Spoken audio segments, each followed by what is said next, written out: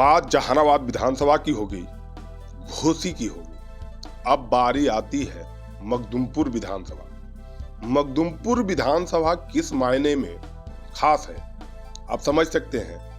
यहाँ के जो विधायक होते हैं वह मुख्यमंत्री भी बन जाते हैं। जीतन राम मांझी मखदुमपुर से ही जीते थे और मुख्यमंत्री बने थे। समझने वाली बात है कि जीतन राम मांझी मखदुमपुर से जीतने के बाद मुख्यमंत्री का पद हासिल किया, इसलिए मखदुमपुर का सीट काफी मायने में अहम है। अब रही बात तो मखदुमपुर से अभी विधायक है सतीश दास। सतीश दास आरजेडी के खाते पर चुनाव लड़े और देवेंद्र मांझी को हराकर चुनाव जीता और अभी वर्तमान में विधायक है। तो देवेंद्र मांझी जीतन राम मांझी के दामाद हैं, तो इनको कैंडिडेट होना अनिवार्य है। वहीं सतीश दास तो विधायक हैं ही, तो ये भी कैंडिडेट हैं। तो देवेंद्र मांझी और सतीश दो कैंडिडेट जो पूर्व के हैं, एक तो वर्तमान में विधायक है, दूसरे पूर्व प्रत्याशी हैं। पिछली बार चुनाव लड़ा था, जीतन राम मांझी के दामाद है। और इस नामों में आता है पूर्व विधायक सूबेदार दास जो आरजेडी खेमे से आते हैं और आरजेडी के पूर्व विधायक भी रह चुके हैं, तो उनका भी नाम आना लाजमी है। तो आरजेडी के पूर्व विधायक सूबेदार दास का भी नाम इसमें आगे जुड़ता है।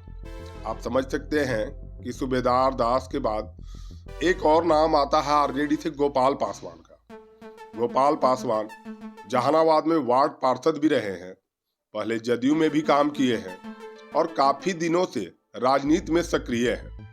गोपाल पासवान अभी आरजेडी खेमे में है, लालू यादव के करीबी बताए जाते हैं और आरजेडी से प्रत्याशी के रूप में यह चुनाव लड़ना चाहते हैं। तो गोपाल पासवान के नाम का भी चर्चा काफी चल रहा है। अब देखना यह है कि आरजेडी खेमे से सतीश दास, सूबेदार दास या फिर गोपाल पासवान किसको टिकट देती है, यह तो आने वाला समय बताएगा। कई नाम और भी होंगे जिनके बारे में हमको जानकारी नहीं है, पर 3 नाम अभी फिलहाल सामने है। वहीं एनडीए से आपको जैसा हमने बताया देवेंद्र मांझी जो कि जीतन राम मांझी के दामाद हैं, हम पार्टी से हैं, इनका नाम का चर्चा होना लाजमी है। दूसरे नाम है रानी कुमारी। रानी कुमारी जिला परिषद सदस्य हैं और जहानाबाद में एक चर्चित चेहरा है, तो रानी कुमारी का भी नाम मैदान में है। यह अभी लोजपा में है और रहने वाले मखदुमपुर विधानसभा क्षेत्र के ही हैं, तो यह भी चुनाव मैदान में है और रानी कुमारी काफी एक्टिव रहती है, जिसके कारण इनके नाम का भी चर्चा काफी चल रहा है। अब देखना यह है कि लोजपा को टिकट मिलती है, जदयू को मिलती है या फिर किसी और को। एनडीए खाते से जिसको टिकट मिलेगा वही चुनाव मैदान में होगा, लेकिन रानी कुमारी ने अपनी दावेदारी ठोकी है। साथ ही है शंकर मांझी जो कि हम पार्टी के हैं, हम पार्टी में अच्छा काम कर रहे हैं और काफी दिनों से देखा जा रहा है कि यह सक्रिय हैं और सक्रिय रहकर अपनी भूमिका भी निभा रहे हैं। तो शंकर मांझी का नाम भी आना कोई लाजमी है। शंकर मांझी चुनाव लड़ेंगे नहीं लड़ेंगे यह तो आने वाला समय बताएगा, लेकिन फिलहाल दावेदारी में उनका नाम प्रबल है। और एक नाम आता है धनंजय पासवान। धनंजय पासवान का नाम क्यों आता है? पहले भी ये कई टर्म मखदुमपुर से चुनाव लड़ चुके हैं, हालांकि इनको जीत हासिल नहीं हुई है, लेकिन अभी हाल के दिनों में देखा जा रहा है कि जीतन राम मांझी के साथ हर मंच शेयर कर रहे हैं और हर मंच शेयर करने के बाद जीतन राम मांझी के साथ घूमना फिरना और कार्यक्रमों में शामिल होना इनका सुनार है, तो अब उनका भी नाम आना लाजमी है। अब देखना यह होगा, दिलचस्प मुकाबला यह है कि हम पार्टी से 3 लोग उम्मीदवार हैं, देवेंद्र मांझी, आपको धनंजय पासवान, साथ ही शंकर मांझी।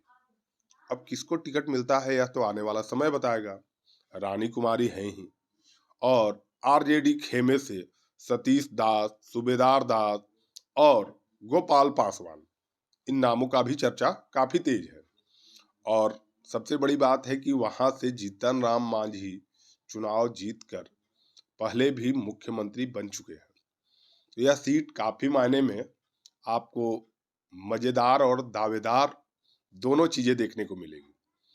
मखदुमपुर बराबर वहाँ पर्यटन स्थल है, भगवान शंकर की नगरी भी है। तो इस रूप में भी वहाँ लोग चुनाव लड़ना चाहते हैं।